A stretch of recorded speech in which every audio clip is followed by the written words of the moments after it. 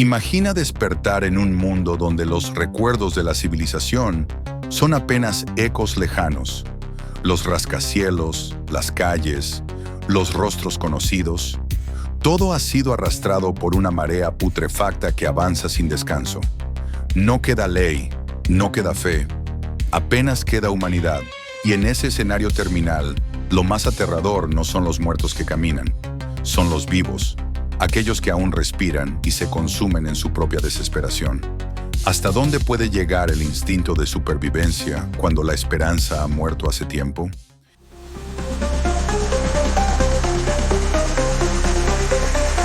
El ático de Belayud.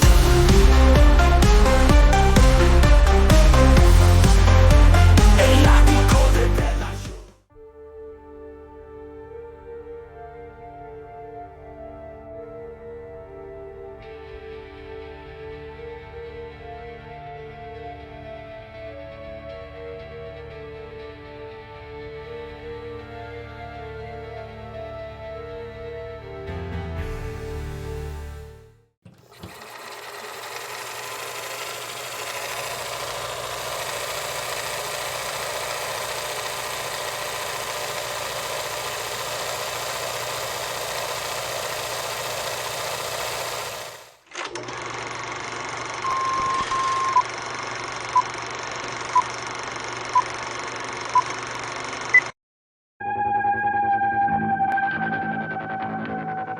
First, he created the most frightening film ever made. Then, he took his unique vision of terror one step further. Now, George A. Romero takes us out of the night, beyond the dawn, and into the darkest day of horror the world has ever known. Day of the Dead. There have to be survivors in Washington. Oh, Maya. They have more sophisticated shelters than this one. There have to be people in those shelters who know about us, who know where we are. With no radio contact, they'll come looking for us. I said shut up! They can be tricked into being good little girls and boys, the same way we were tricked into it, on the promise of some reward to come. What the fuck is wrong with you people? They're dead! They're fucking dead, and you want to teach them tricks? They have to be rewarded, Captain. Why else will they do what we want them to do? I don't want them to do anything but drop over!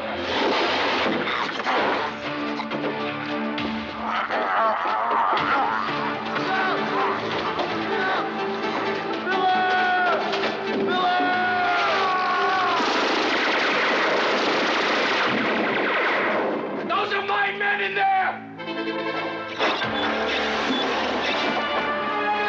That's it. Run, you fucking lunatics.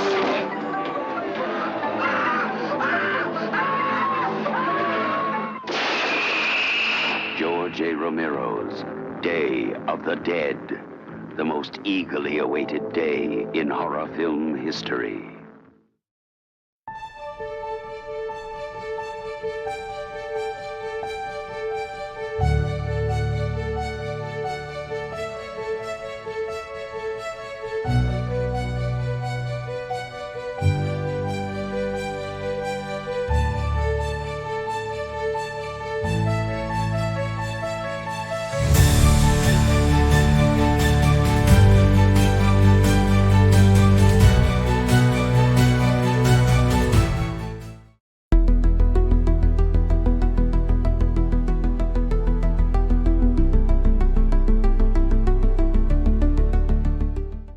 Day of the Dead, 1985, dirigida por el visionario George A. Romero, es la tercera entrega de su célebre trilogía original de zombies, cerrando una etapa que comenzó con Night of the Living Dead, 1968, y continuó con Dawn of the Dead, 1978. Mientras que las dos primeras películas habían sentado bases cruciales para el género, esta tercera parte nos sumerge aún más en el abismo de la desesperanza. Desde sus primeras escenas, Romero construye una atmósfera opresiva. Nos traslada a una instalación subterránea militar, donde un reducido grupo de científicos y soldados intenta encontrar respuestas o simplemente sobrevivir en un mundo arrasado. No hay lugar para el heroísmo ni para el optimismo. Lo que vemos es la degradación moral absoluta, la lucha interna entre bandos enfrentados no por ideales, sino por puro instinto de control y supervivencia. Uno de los grandes logros de El Día de los Muertos es cómo invierte los papeles. Los zombies, tradicionalmente los monstruos, aquí empiezan a ser representados como criaturas casi inocentes, esclavas de su condición. El personaje de Boob, un zombie que muestra signos de aprendizaje y afecto, se convierte en uno de los elementos más conmovedores de toda la saga. Frente a Boob, los humanos son retratados como violentos, autoritarios, egoístas, reflejando lo peor de nuestra naturaleza. El Capitán Rhodes, interpretado de forma magnífica por Joseph Pilato, encarna el militarismo más brutal y descarnado. Su descenso hacia la locura no es abrupto, es un goteo constante de autoritarismo y miedo que acaba desbordándose en una de las escenas más memorables de la película. Pero si hay algo que destacar especialmente en El Día de los Muertos, es su visión nihilista. Romero no ofrece soluciones fáciles. La ciencia no salva, la fuerza no salva, la colaboración apenas sobrevive en la tensión constante. La pregunta que atraviesa toda la película es clara.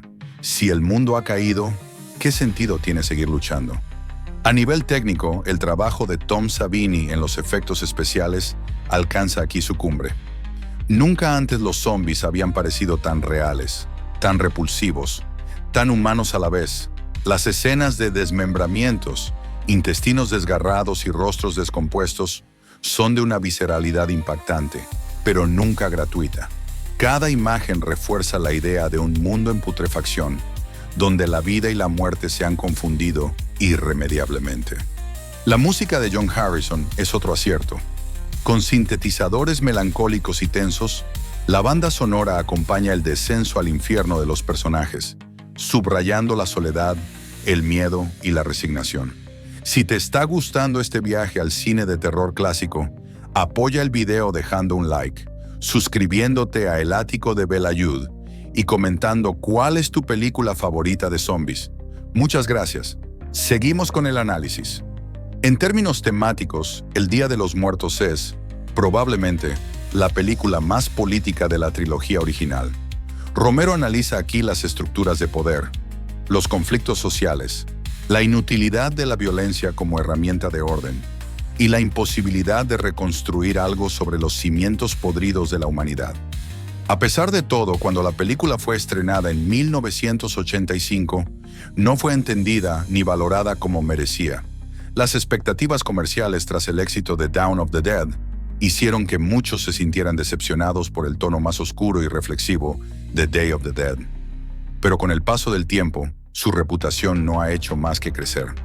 Hoy es reconocida como una de las obras más maduras y ambiciosas de Romero. La claustrofobia que genera el búnker subterráneo es palpable. Los personajes están atrapados, no solo físicamente, sino también mentalmente, emocionalmente. No hay escapatoria posible. La Tierra está condenada, y ellos son simplemente los últimos testigos de una lenta aniquilación. El personaje de Sarah Lori Cardill representa el último vestigio de racionalidad y humanidad. Es fuerte, decidida, pragmática, pero su rostro transmite constantemente el peso insoportable de la desesperanza. Ella no lucha por un futuro, lucha porque no sabe hacer otra cosa. La película nos deja escenas inolvidables. Los intentos de domesticar a los zombies, los estallidos de violencia entre los supervivientes, la brutal venganza de los muertos contra los vivos, el momento en que Rhodes, al ser devorado, grita "choke on him", una frase que resume toda la furia, toda la amargura, todo el rencor de un mundo que se descompone. En definitiva, El Día de los Muertos es una obra de arte sombría, pesimista y profundamente humana. No busca consolar al espectador, busca confrontarlo con la verdadera naturaleza de la condición humana cuando se eliminan las máscaras sociales. Y eso precisamente es lo que la hace tan eterna.